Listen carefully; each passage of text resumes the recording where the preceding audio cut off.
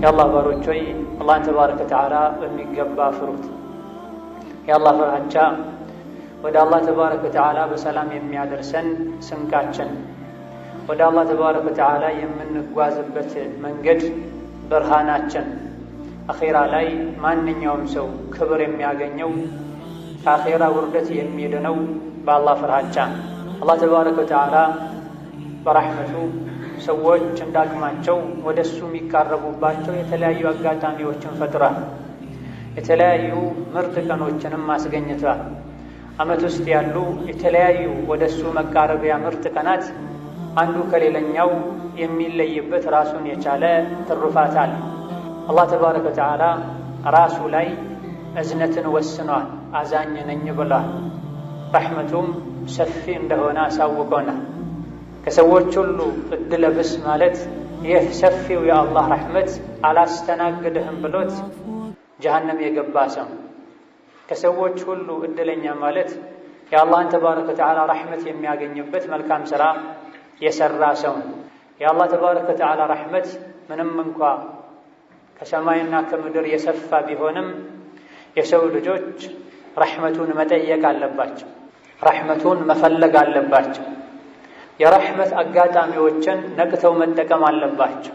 ዱንያን ፍለጋ ሌት ተቀን እንደሚለፉት ትርፍ የሚገኝበት ወቅት ጠብቀው ማለዳ ላይ ተነስተው እንደሚሰሩት አምሽተው እንደሚመለሱት በልጥ የአላህ ረሕመት ይገኝበታል የሚባል ወቅት ላይ ቦታ ላይ ሲሆኑ አብዝተው ሊለፉ ሊደክሙ የረሕመት በሮችን ሊያንኳኩ ይገባቸዋል።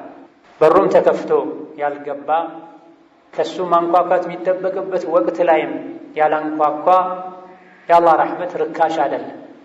ረሕመቴ ከሁሉም ነገር ሰፍቷል፣ ለእነዚያ በእኔ ለሚያምኑ የላኩትን መልእክተኛ ለሚከተሉ ዘካን ለሚሰጡ እኔን ለሚፈሩ ረሕመቴን አድላለሁ ብላ። የሰው ልጆች ትልቁ አለኝታቸው የአላህ ረሕመት። የአላህን ረሕመትም ለማግኘት ከረሕመቱ ተጠቃሚ ለመሆንም አላህ ሸርጥ አስቀምጧል። እሱ ማመን፣ እሱን መፍራት፣ ረሱልን ዓለይሂ ሰላቱ ወሰላም መከተል፣ ዘካን መስጠት፣ ነፍስን ከቆሻሻ ነገር ማጥራት፣ ገንዘብን ደግሞ ከምስኪኖች ሐቅ ከሰው ሐቅ ማጥራት። በየወቅቱ በየአጋጣሚው የረሕመት አጋጣሚዎች አሉ። የአላህን እዝነት የምናገኝባቸው፣ ምህረቱን የምናገኝባቸው። ነገር ግን ኢኽላስ ላለው ሰው፣ ዲኑን ለአላህ ላጠራ ሰው፣ በንግግሩ በተግባሩ በእምነቱ እውነተኛ ለሆነ ሰው። አማ ሸቂይ የሆነ ዕድለ ቢስ የሆነ ለአላህ ረሕመት የሚገባውን ዋጋ የማይከፍል ረሕመቱ ምንም ሰፊ ቢሆን ድርሻ አይኖረም። ከጥቂት ቀናቶች በፊት ሰፊ የአላህ ረሕመት የሚገኝበትን የተከበረ የዙል ሒጃ 10 ቀንን ተቀብለናል። አሁንም እዛ ውስጥ ነው ያለን። በእነዚህ ቀናት ውስጥ የሚሰራ መልካም ሥራ ከመቼውም በላይ እጥፍ ድርብ አጅር የሚያስገኝ እንደሆነ ነቢዩ ዓለይሂ ሰላቱ ወሰላም ነግረውናል። ነገር ግን በጣም የሚያሳዝነው በየዓመቱ የዙል ሒጃ 10 ቀናቶችን የሚሆን ሌሎች የምህረት የረሕመት እጥፍ ድርብ አጅርና ምንዳ ቀናቶችን አላህ በሚወደው መልኩ ከእኛ በሚጠበቀው ያክል መልካም ሥራ በመስራት አናሳልፋቸው፣ ጥቂት አላህ ያዘነላቸው ባሮች ካልሆኑ በስተቀር። ስለ እነዚህ አይነት ቀናት ሲነገር ይድረሱ ብቻ ኢንሻአላህ ብለን እነየታለን፣ በውስጣችን እንዘጋጃለን። ቀናቱ ሲደርሱ ግን ኸይር ሥራ ላይ ከመበርታት ይልቅ በወሬ እናሳልፋቸዋለን። የእነዚህ ቀናት ትሩፋታቸው ደረጃቸው የተነገረው ሥራ ልንጨምር፣ ገፍላ ልንቀንስ፣ ከሌላ ጊዜ የተሻለ የበለጠ ሥራ ልንሰራ እንጂ ስለ ቀኑ ልንሰማ ስለ ቀናቱ ትሩፋት ልንሰማና ልናወራ ብቻ አለን። ምን አረገን ከዙል ሒጃ 1 እስከ ዛሬ 8 ብለን እያንዳንዳችን ራሳችን ብንጠይቅ የሚያኮራ መልስ የሚያገኘው ጥቂት አላህ የመረጠው አላህ ያገዘው ሰው 2-3 ቁርአን ማክተም የሚቻልበት ቀን ሰዓት አልፏል። የተለያዩ ኸይር ሥራዎችን መስራት የሚቻልባቸው የቀን የሌሊት ወርቃማ ሰዓታት አልፈዋል። ምንድን ያደረግነው? ብዙዎቻችን መመለስ ምንችለው 5 ወቅት ሶላት ሰግጃለሁ፣ አያመቱን ሙሉ ምን ሰግደው። ነዓም ከምንም በላይ ወደ አላህ የሚያቃርብ መልካም ሥራ ቢኖር አላህ ዋጅብ ያደረገው ነገር ዋጅቡንም በተመረጡ ቀንና ቦታዎች ላይ ጠንከር ብለን ስንሰራው የተሻለ አጅር እናገኝበታል። እነዚህ ቀናት እንኳ ብዙ መስጂዶች ላይ እንደሚታየው ከግማሽ በላይ የሆነው ሰው ሶፍ ኢማም ሲያሰላምት ተነስቶ ቀዳ ያወጣል። በእነዚህም ቀናት ፈጅር የማይመጣ ሰው አለ። ከፈርዱ አልፎ ሱና እንድንሰግድ፣ መስጂድ እንድናበዛ፣ ሰደቃ እንዳቅማችን እንድንሰጥ፣ ለዱዓ ለእስትግፋር ለዚክር ሰፊ ሰዓት እንድንሰጥ ነበር። የእነዚህን ቀናት ትሩፋት ከጂሃድ ሁሉ አስበልጠው የነገሩ ነብዩ ሰለላሁ ዐለይሂ ወሰለም አላህ ተባረከ ወተዓላ ሆኖም ረሕመቱ ሰፊ ነው። ከ1 እስከ 8 ባሉ ቀናት ያልተጠቀመ ሰው የውሙ ዓረፋ ከፊት ለፊታችን አለ። የውሙ ዓረፋ አላህ ተባረከ ወተዓላ ካከበራቸው ቀኖች መሃል አንዱ ካለፉት የዙል ሒጃ 8 ቀናት የተሻለ አጅር የሚገኝበትም ቀን አላህ በዚህ ቀን ውስጥ ያስቀመጠውን ሽልማት፣ ትሩፋት፣ በረከት ያወቀ ሰው የተከበረውን የውሙ ዓረፋን የዙል ሒጃ 9ኛውን ቀን በዋዛ አያሳልፍ። ባለፉት ቀናት በመገፈሉ በመዘንጋቱ ተጸጽቶ የዙል ሒጃ 9ኛውን ቀን አላህ ተባረከ ወተዓላ በሚወደው መልኩ ጥፋተኛ የሆነ ሰው ሊያሳየው በሚገባው አይነት ባህሪ ለማሳለፍ ሊወስን ሊነየት ይገባ። አላህ ተባረከ ወተዓላ ለባሮቹ እገዛውን የሚሰጠው ውስጣቸው ላይ ባለው ፍላጎትና ተነሳሽነት ቆራጥነት ልክ ነው። የዙል ሒጃ 10 ቀናትን በተለይም የውሙ ዓረፋን በዚህ መልኩ አሳልፋለሁ ብሎ ከበባድ ዒባዳዎችን ለማድረግ ያቀደ የነየተ ይህን አላህ ያሳካለታል። ማድረግ የሚችልበትንም አቅም ቁዋ ይሰጠዋል። ምንም ያልነየተ አላህ አስገድዶ ና ብሎ አይጎትተው። ስራዎች የሚሳኩት አጅራቸው የሚበላለጠው ተቀባይነትም የሚያገኙት ስራውን በሚሰራው ሰው ንያ መሰረት እቅድ መሰረት ነው። የውም ዓረፋ እንደሱ አላህ ተባረከ ወተዓላ ብዙ ሰዎችን ከጀሃነም ነፃ የሚያወጣበት ቀን የለም። አላህ ተባረከ ወተዓላ ዓረፋ ላይ የቆሙ ሰዎችን ስማቸውን እያነሳ የኔን ምህረት ፈልገው እኮ ነው ተጎሳቁለው ተቸግረው ሀገራቸውን ርቀው ቤተሰባቸውን ርቀው የመጡት ምን ፈልገው ይመስላችኋል? እናንተው መስክሩ ምሬያቸዋለሁ የሚልበት ቀን። ኢብሊስ ሸይጣን ከመቼውም በላይ የሚናደድበት የሚዋረድበት ቀን ነው። አላህ ለብዙ ሰዎች ምህረቱን ሲለግስ በማየት እንደ የውሙ ዓረፋ አላህ ብዙ ሰዎችን የሚምርበት ቀን የለም። ብዙ የእሳት ቅጣት የሚገባቸው የነበሩ ጥፋተኛ ሙስሊም ባሮቹን ይቅር የሚልበት ከእሳት ነፃ የሚያወጣበት የሚምርበት ቀን። ለኢብሊስ ለሸይጣን ይህ አይመቸውም። ሰዎች ሁሉ እንደሱ ወደ ጀሃነም እንዲወርዱ ነው የሚፈልገው።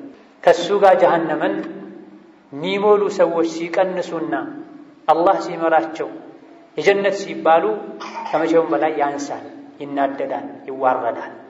በዚህ ቀን ላይ አላህ እንዲመረን ይቅር እንዲለን ከጀሃነም ነፃ እንዲያደርገን ከጀነቶች እንዲጽፈን ከውስጣችን የጥፋተኝነት መንፈስ ስሜት እንዲሰማን ለአላህ ተባረከ ወተዓላ ረሕመት ራሳችንን ቅርብ ልናደርግ የሚያስፈልገውን ዋጋ ልንከፍል ይገባል። ይህ እንዳለ ሆኖ የውም ዓረፋ እያንዳንዱ ሰው የቅያም ቀን ከጀሃነም የሚድንበት ወደ ጀነት የሚገባበት ዲነል ኢስላም ሙሉ የሆነበት ቀን። አንድ አይሁዲ የሆነ ሰው ወደ ዑመር መጥቶ አንተ የምእምናን መሪ ሆይ ቁርአናችሁ ውስጥ አንዲት አንቀጽ አለች። ይህቺ አንቀጽ የወረደችው እኛ አይሁዶች ላይ ቢሆን ይሄን ቀን የበዓል ቀን እናደርገው ነበር።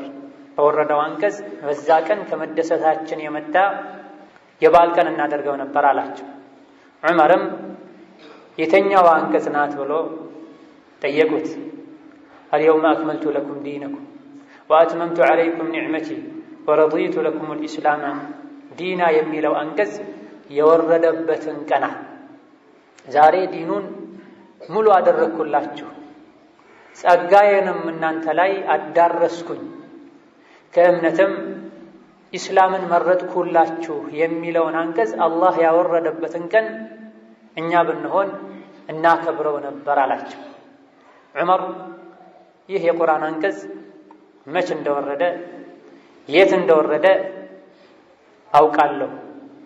ነቢዩ ሰለላሁ ዐለይሂ ወሰለም የውሙ ዓረፋ ላይ የዙል ሒጃ 9ኛው ቀን ላይ ዓረፋ የሚባለው ስፍራ ላይ ቆመው ነው የወረደው አሉት። ሲጀምርም አንቀጹ የወረደው በዒድ ቀን ነው ማለት ነው። ነብዩ ሰለላሁ ዐለይሂ ወሰለም የዓረፋ ቀን የዙል ሒጃ 9ኛው ቀን፣ የእርዱ ቀን የዙል ሒጃ 10ኛው ቀንና ከዛ በኋላ ያሉ 3 ተከታታይ ቀናት አያሙ ተሽሪቅ ዒዱና አህለል ኢስላም ብሏል። እኛ ሙስሊሞች የዒዳችን ቀኖች ናቸው ብሏል። 5 ቀናትን ቆጥረው ሲጀምርም አላህ ይሄን አንቀጽ ያወረደው በዒድ በደስታ ቀን አላህ ዲኑን ሙሉ ያደረገበት ቀን። ዲነል እስላም ሙሉ የሆነው ሰዎች ተባብረው አይደለም ሙሉ ያደረጉት፣ አላህ ነው ሙሉ ያደረገው። ዲነል እስላምን ኒዕማ ጸጋ ያለው አላህ ነው ተባረከ ወተዓላ። ሰው ልጆች የቂያም ቀን ከጀሃነም የሚድኑት በምንም አይደለም በኢስላም በላ ኢላሃ ኢለላህ። ይህ ቀን የሰው ልጆች ቋሚው የአኺራ ኒዕማ የተሟላበት ቀን ነውና ያንተም ኒዕማ በግልህ ሙሉ እንዲሆን በዚህ ቀን አላህን ልጠይቀው፣ በአዱንያ በአኺራ መልካሙ እንዲሰጥህ፣ በአዱንያ ከጥመት በአኺራ ከእሳት እንዲጠብቅህ ልጠይቀው ይገባል። እንደዚሁ ደግሞ የውም ዓረፋ የሰው ልጆች ነፍስ በሙሉ ለጌታዋ ባንተ አላሻርክም አንተን ብቻ ነው ማመልከው ብለው ቃል የገቡበት ቀን። ከዓብዱላህ ብን ዓባስ ረዲየላሁ ዐንሁ ኢማም አሕመድ ዘግበው አልባኒ ሶሒሕ ባሉት ሐዲስ ረሱሉ ዐለይሂ ሰላቱ ወሰላም አላህ ተባረከ ወተዓላ ዓረፋ ላይ የሰው ልጆችን ነፍስ በሙሉ ሰብስቦ አስቀድሞ አናገራቸው፣ ቃልም አስገባቸው። እኔ ጌታችሁ አይደለሁም እንዲህ አላቸው። በላ ነህ እንጂ ብለውም መልስ ሰጡ። ይሄን ቃል ያስገባኋችሁ የኔን ጌትነት አምላክነት ያሳወቅኳችሁ አን ተቁሉ የውመል ቂያመቲ ኢና ኩና ዐን ሃዛ ጋፊሊን። ዱንያ ላይ የምትቆዩትን ያክል ቆይታችሁ የቂያም ቀን ተሰብስባችሁ እኔ ፊት ስትቆሙ አንተ አምላካችን ጌታችን እንደሆንክ አናቅም ነበር እንዳትሉ ነው። አስቀድሜ ነፍስያችሁን ሰብስቤ ያናገርኳችሁ አናቅህም ነበር እንዳትሉ ነው። ወይም ደግሞ ወላጆቻችን በነበሩበት መንገድን የተጓዝነው ሲያሻርኩ አሻረከን፣ ሲከፍሩ ከፈረን፣ ወንጀል ሲሰሩ እኛም አብረን ሰራን እንዳትሉ እኔን አስተዋውቂያችኋለሁ ብሏል። ይህ ቀን የውሙ ዓረፋ እያንዳንዱ የሰው ልጅ ለጌታው ቃል የገባበት አምላክነቱን የመሰከረበት በሱ ላያሻርክም ቃል ኪዳን የፈጸመበት ቀን። ከዚህ ቃል ኪዳን በኋላ የትኛውም ሰው ቃሉን አፍርሶ በአላህ ሊያሻርክ አላህ የሚጠላውን ነገር ሊያደርግ አይገባው። አይ ብሎ ያደረገ እንደሆነም የቂያም ቀን ረስቼ ነው ተሳስቼ ነው ወላጆቼ የሀገሬ ሰዎች ሲያደርጉ አይቼ ነው የሚለው ሊያዋጣው አይችልም። አስቀድሞ አላህ በየውሙ ዓረፋ ቃል አስገብቷል። ማንን መከተል፣ ማንን ማክበር፣ ማንን መታዘዝ፣ ለማን መስገድ፣ ለማን ማረድ እንዳለብን ነግሯል። በዚህ ብቻም አላበቃ። የሰው ልጆች በተፈጥሯቸው ይሄን የሚያውቁ ከመሆናቸው ጋር ከተወለዱ በኋላ መንደራቸው፣ ሀገራቸው፣ ባህላቸው ተጽዕኖ ሊያደርስባቸው መጀመሪያ ከገቡት ቃል ሊያወጣቸው ስለሚችል ከዛ በኋላ ረሱሎችን ልኳል። በየዘመኑ ሰውን በቃሉ እንዲጸና የሚያደርጉ ሐቅን ባጥልን ለይቶ እንዲያውቅ የሚያስተምሩ ሰዎችን የሚተሳሰባቸው ያኔ በገቡት ቃል ብቻ ሳይሆን መልእክተኞች መጥተው ባስተማሯቸውም ጭምር። ይህም የረሕመቱ ውጤት ነው። ይህን የቃል ኪዳን ቀን በየዓመቱ የሰው ልጆች በጾም ሊያሳልፉት ይገባል ተብሎ ተደንግጓል። ነብዩ ሰለላሁ ዐለይሂ ወሰለም ስለ የውሙ ዓረፋ ስለ ከባዱ የቃል ኪዳን ቀን ጾም ሲጠየቁ የ2 ዓመት ወንጀልን ይሰርዛል ብዬ አላህ ላይ ተስፋ አደርጋለሁ ብላ ይህን ቀን በመጾም ሐላሉን ምግብ ሐላሉን መጠጥ በመተው ለአላህ ተባረከ ወተዓላ ታዛዥነታችንን በቃላችን ላይ መጽናታችንን ምንገልጽበት ቀንና ዒባዳ። ሐጅ ላይ ያልሆነ ሰው በሙሉ አቅም ያለው የጾም መስፈርትን ያሟላ የዙል ሒጃ 9ኛውን ቀን ሊጾም ይገባዋል። በዚህ ቀን ላይ ብዙ ሰዎች ከጀሃነም ነፃ ይወጣሉ፣ የአላህን ምህረት ያገኛሉ። አላህ ተባረከ ወተዓላ የማለበት ቀን ነው። አላህ ተባረከ ወተዓላ ያከበረው ቀን ነው። እኛም ክብሩን ልንጠብቅ በተለያዩ ዒባዳዎች ልናሳልፈው ከምንም በላይ ደግሞ በዚህ በተከበረ በላቀ ቀን ለጌታችን ፍጹም ታዛዥ ለመሆን ቃል በገባንበት ቀን አላህ የሚጠላውን ነገር ከማየት፣ አላህ የሚጠላውን ነገር ከመናገር፣ አላህ የሚጠላውን ነገር ከማድረግ ልንታቀብ ይገባናል። ከምንም በላይ ደግሞ እሱን ብቻ ልንወድበት፣ እሱን ብቻ ልንፈራበት እንደ ወተት ነጭ ንጹህ አድርጎ የፈጠረው ልባችን ውስጥ አላህ የሚጠላው ነገር ኖሮበት ይህን ቀን ልናሳልፈው አይገባም።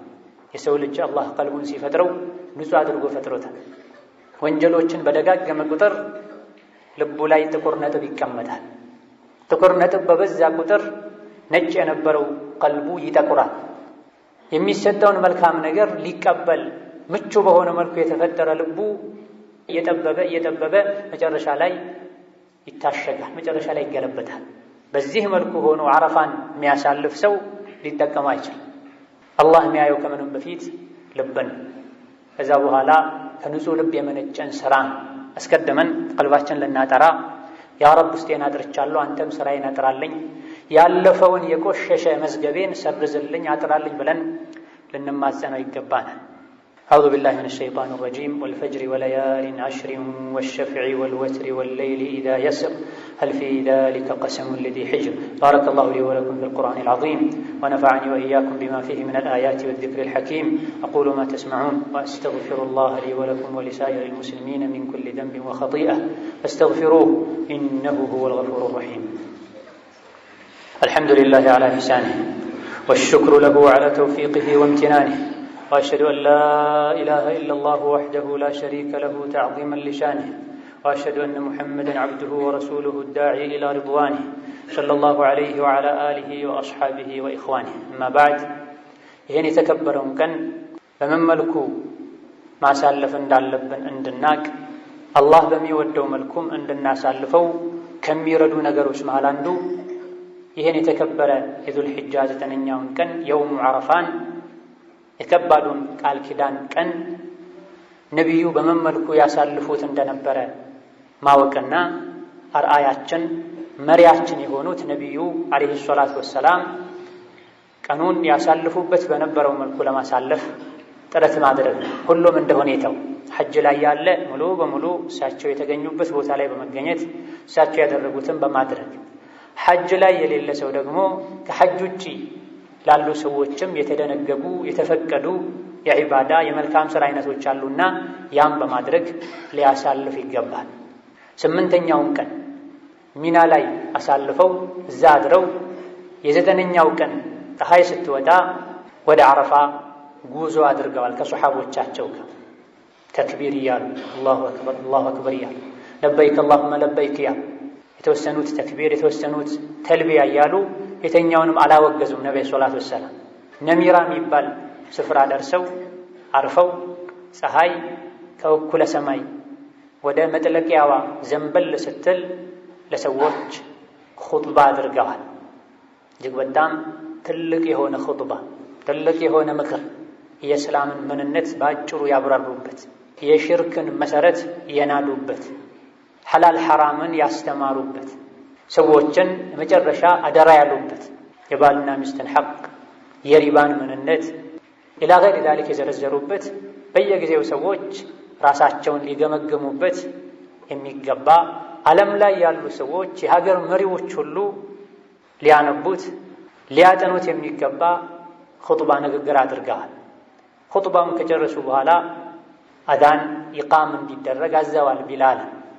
ከአዳኑ በኋላ ወዲያው ኢቃም ተብሎ ዙህርን 2 ረክዓ ሰግደዋል።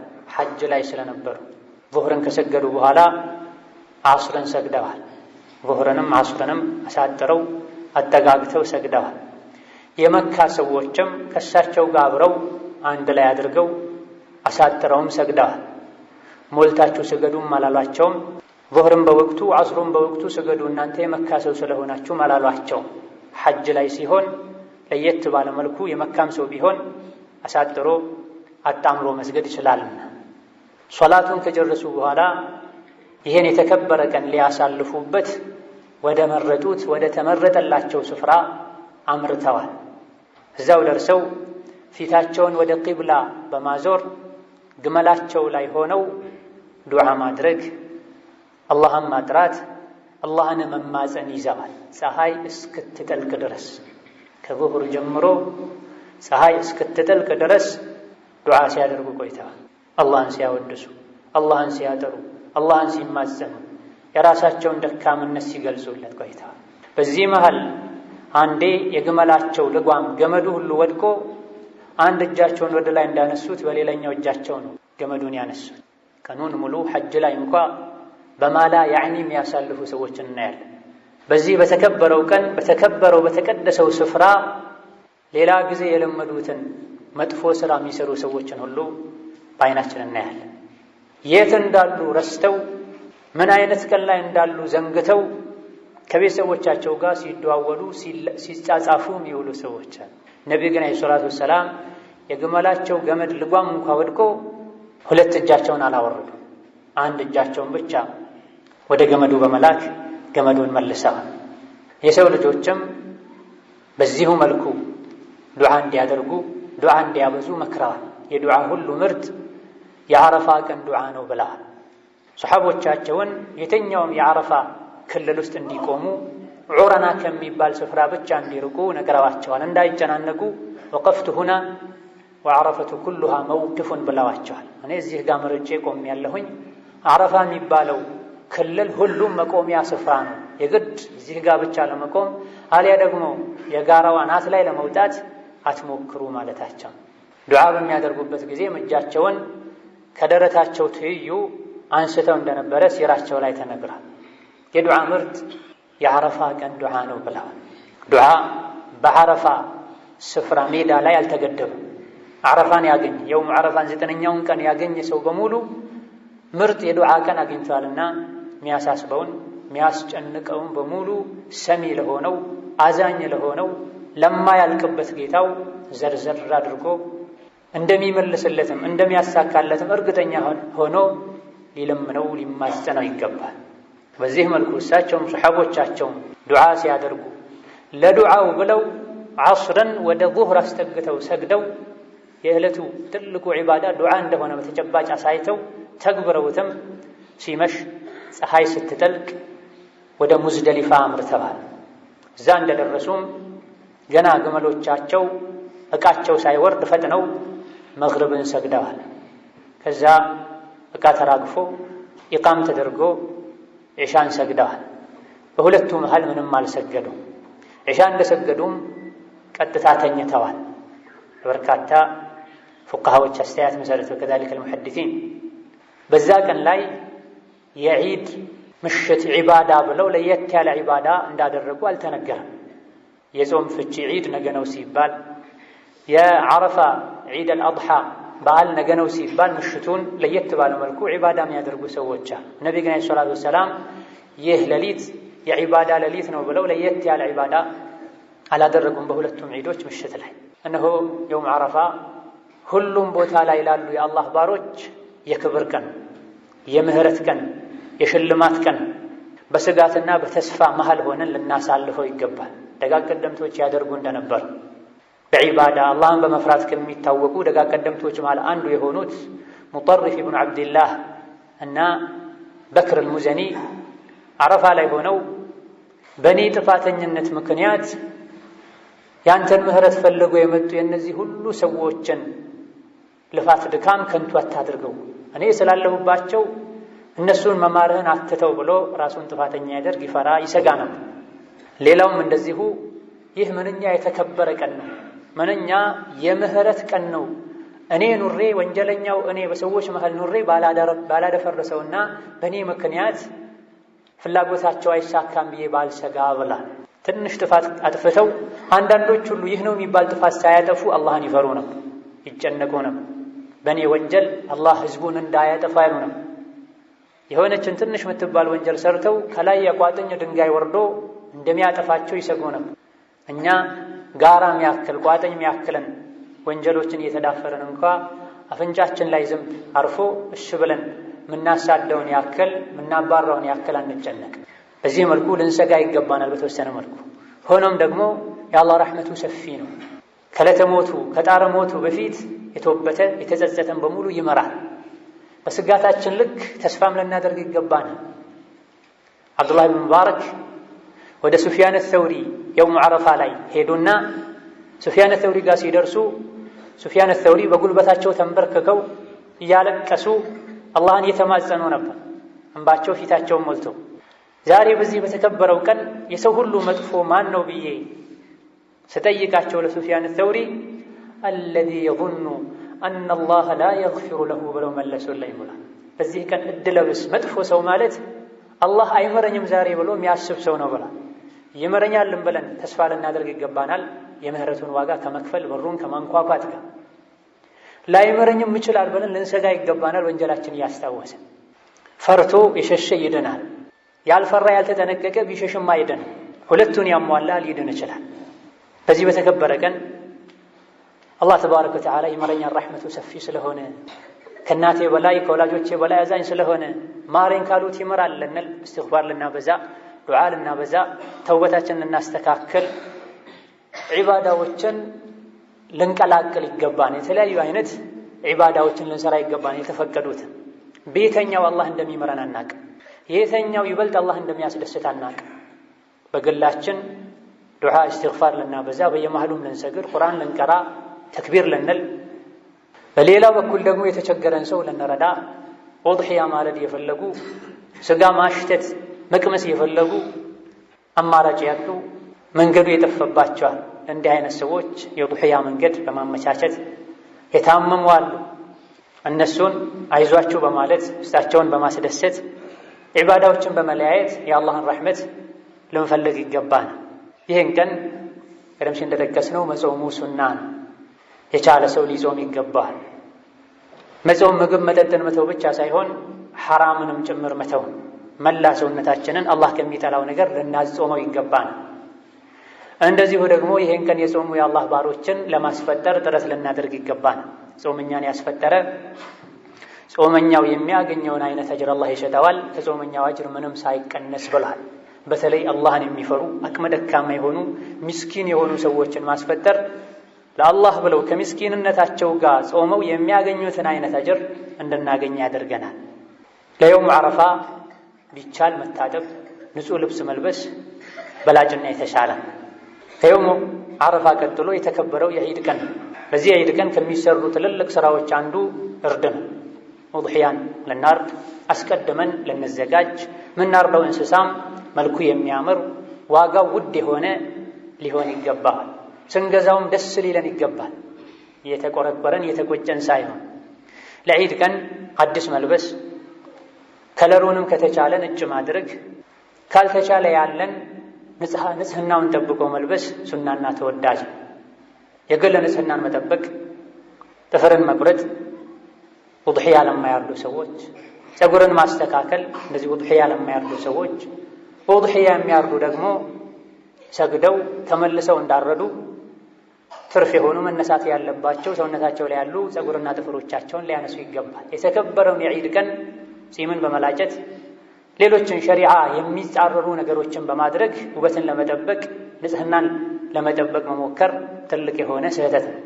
ዒዱን በወንጀል ማክበር፣ ሴቶችን ለዒድ ማውጣት፣ ህፃናትን ለዒድ ሶላት ማውጣት ሱና። ሴቶች ሲወጡ ሒጃባቸውን ሊጠብቁ፣ ሽቶ ከመቀባት ሊጠነቀቁ፣ ሙሉ ሒጃብ እንኳን ማያደርጉ ሴቶች ከመኳኳልና ሌሎችንም ጌጦችን ፊታቸው ላይ ከማድረግ ሊርቁ ይገባቸዋል። በሁሉም ዑለሞች ስምምነት ሴት ልጅ ፊቷ ላይ ጌጥ ካደረገች ከተዋበች ፊቷን መሸፈን ዋጅብ ይሆንባታል።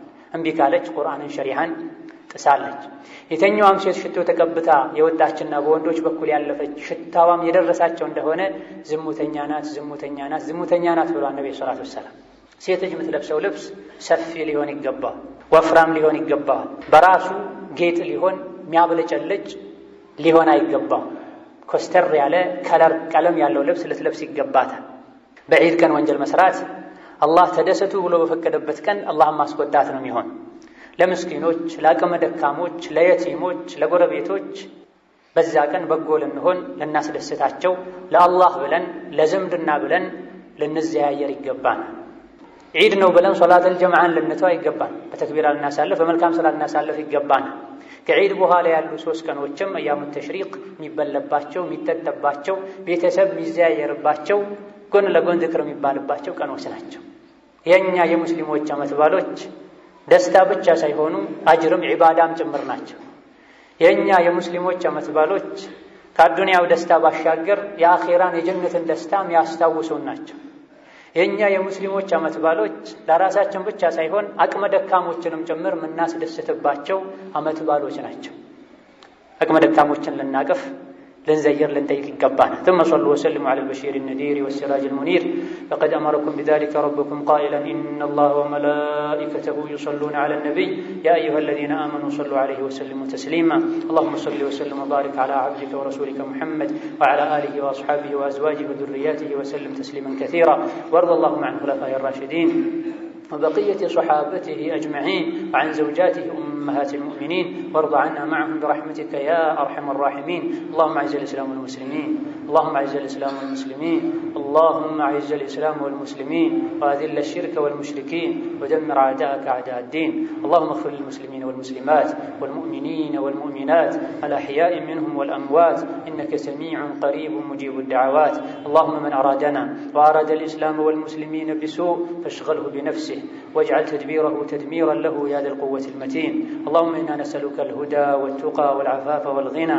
اللهم يا مصرف القلوب صرف قلوبنا على طاعتك اللهم مصرف القلوب صرف قلوبنا على طاعتك اللهم مصرف القلوب صرف قلوبنا على طاعتك اللهم اقسم لنا من خشيتك ما تحول به بيننا وبين معاصيك ومن طاعتك ما تبلغنا به جنتك ومن اليقين ما تهون به علينا مصائب الدنيا اللهم متعنا بأسماعنا وأبصارنا وقواتنا أبدا ما أحييتنا واجعله الوارث منا واجعل ثأرنا على من ظلمنا وانصرنا على من عادانا ولا تجعل مصيبتنا في ديننا ولا تجعل مصيبتنا في ديننا ولا تجعل مصيبتنا في ديننا ولا تجعل الدنيا أكبر همنا ولا مبلغ علمنا ولا تسلط علينا من لا يرحمنا اللهم إنا نعوذ بك من الجبن ونعوذ بك من البخل ونعوذ بك من أن نرد إلى أرذل العمر ونعوذ بك اللهم من فتنة الدنيا وعذاب القبر ربنا آتنا في الدنيا حسنة وفي الآخرة حسنة وقنا عذاب النار والحمد لله رب العالمين.